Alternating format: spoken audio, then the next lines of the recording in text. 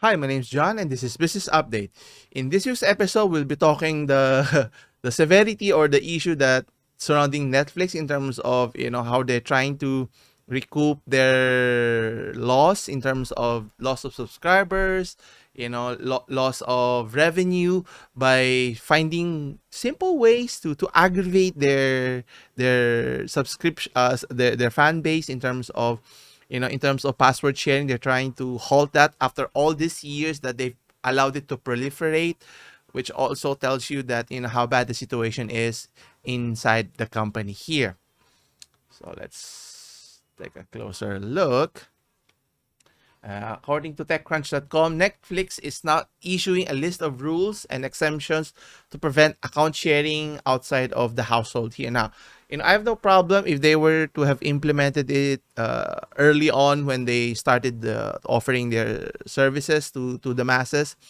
And sad to say, they didn't do that. They were too complacent, thinking that because of the increase of rise of subscription, they're earning tons of money.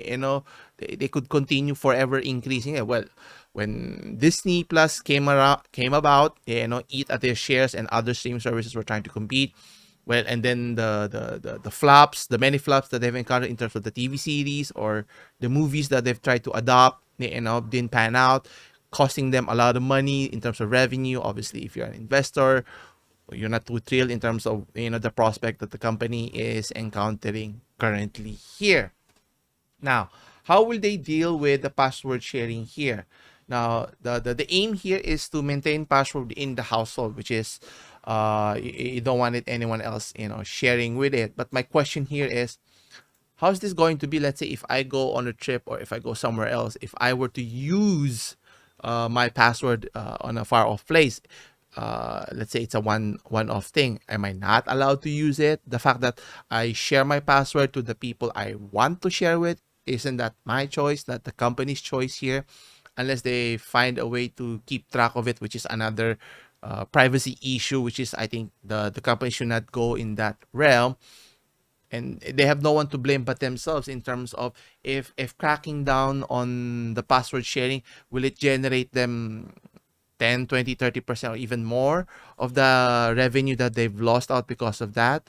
Well, that ship has sailed, because in terms of password sharing, it's the consumer's choice whether they share it or not. And thinking that if it's locked in on a particular geolocation that you'll be able to identify, then you go through the verification process, which is cumbersome to say the least.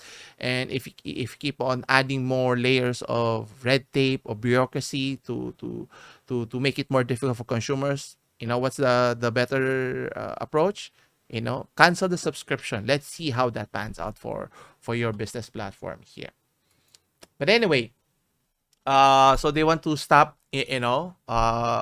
for sharing the password, and they want those individuals to pay up the extra money which they need the influx of revenue here. Now, they're detailing how it plans to control the experience within the household. So this new terms is asking people to define a primary location so that all accounts and devices should be connected to the same Wi-Fi as the TV. And I have no problem with that, which is what you're currently doing in your own current household. But the question is, if you were, let's say, using a tablet, you watch it at home. What if you were to travel somewhere? Let's say you're on the road, going to the province, or going to another country. How's that going to be? Unless adding layers or upon layers of verification. It's that the whole point of the password is the security here, and whether what the users do with it, it's up to them. It's not the problem of the streaming services here. So what they plan on doing, a primary location is set by a TV that is assigned to your account and is connected to your Wi-Fi, meaning all other devices signed into your account on that Wi-Fi network will be associated with the primary location and will be able to use the Netflix, the streaming services. And then if the user doesn't set a primary location or doesn't have a TV, Netflix will automatically set a primary location on your behalf. Now, after that, people living in this home who want to use Netflix in their own devices have to launch the app at home at least every 30 days. Then again, how can we keep track of who's using and how long have you used it? The whole point is to make it easier. That's why the stream services has become popular, because of the ease of use. Rather than watching cable TV or network TVs, that you have to wait for commercial. That's why you're paying for the service. And if you're asking for more, making it more difficult, complicated, it's going to piss off a lot of people, and it can hurt your subscription base in the long run. It may hurt it immediately, but I think it would have a detrimental impact, or maybe just shift to a different platform that's has no problem with it in terms of sharing here. And then it mentions here, to ensure that your device are associated with your primary location, connect to the Wi-Fi at your primary location, open the Netflix app or website, and watch something at least once every 31 days, which it's kind of idiotic. How is it 31 days is the benchmark here? Do they have data to support that? And what if you rarely watch it, which is not a good sign to begin with? The fact that if people are not regularly watching your content, which is even more alarming rather than the password sharing, because obviously, as mentioned earlier, many of their contents are not getting a lot of viewers, eyeballs, or watch hours that they measure their performance here. And maybe they should focus more on more urgent issues rather than just this I would say inconsequential, but a minor issue compared to other things here. Now, it mentions here, what if you grab your iPad before leaving the house for a long train ride, but you rarely use this iPad at home?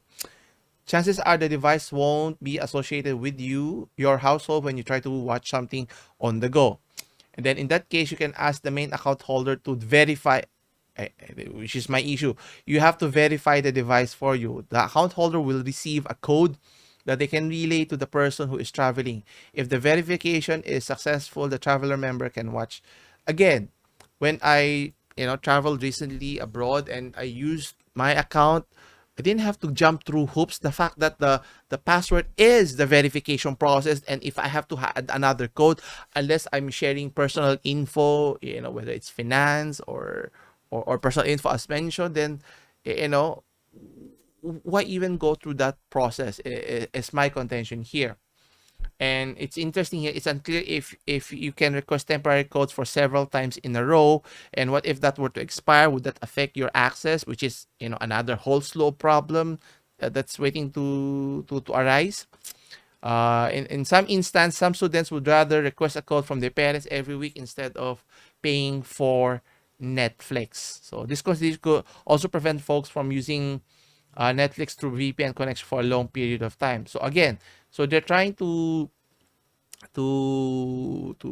stop using VPN, because obviously in different locations they tend to show different contents for different regions here. But what if you want to watch a different locations content that's not available in your region? Should you be allowed to have that option? And obviously restricting many aspects here is obviously going to not a lot of people will be too thrilled to hear about it. Anyway, the fact that it's already trying to offer content with ad supports, trying to generate more revenue, and I think anyhow, in my personal opinion, if they want to generate the revenue that they want, or or surpass what their expectation is, create better content, because all of these problems will go away if you provide better content, whether it's TV series, animated, movies, all of the likes. I haven't seen a movie that they made that I liked.